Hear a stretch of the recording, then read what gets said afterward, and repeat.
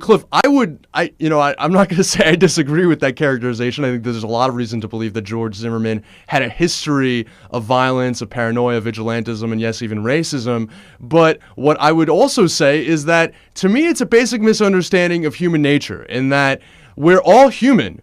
We're all prone to impulsive behavior.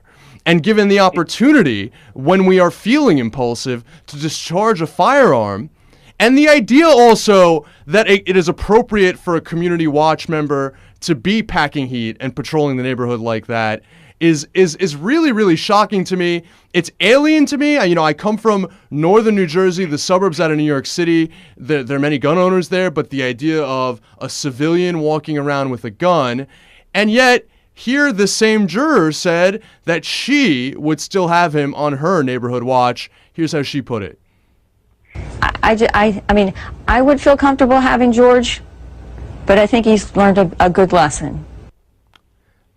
Cliff, my parents went to college in New York City in the late 70s, and they told me how horrified they were that people were getting stabbed, people were getting mugged. But and there were community watch programs in New York City in the 70s and 80s, in many American cities, and I think that there still are. But no one ever considered in that period of, frankly, some of the highest crime in recent history in America, that civilians should pack heat and patrol the streets. I mean, yeah. The entire mentality here of the gated community, of the lack of trust in American society. It used to be that the outrage was police killing unarmed black men. Right. Now it's civilians getting away with it. I don't understand what we've come to.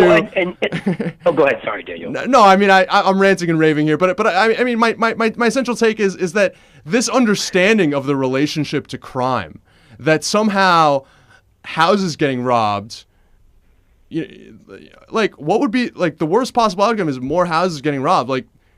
Yeah, I guess some people are threatened with violence, but usually burglars don't kill people, and so you're really sticking your neck out as the wannabe cop in a situation where you're really just defending property. I mean, it's unfortunately quintessentially American at this point. Yeah, well, I mean, you made so many great points in there, and really even the best one you made, which I think is so important, is we need to start having a real conversation where people are honest about this, which is, you know what, not everyone should have a gun. A lot of people shouldn't. You pointed out human nature. The interesting thing about conservatism is conservatism used to be, Edmund Burke conservatism, skeptical of human nature, realizing that people were apt to do things and that their behavior through tradition and other means, that you needed to have some controls in place. Now, whether it's Wall Street or it's letting any Yahoo have a gun, conservatism is just the opposite. It's freedom, man. You don't have any responsibilities to anybody. And the fact that the standards are lower in stand your ground cases for someone to shoot than they are for both cops and soldiers in war zones should tell you something. The NRA has told a big lie. They've gotten away with it. It's been part and parcel of what's happened to this country since the 1980s.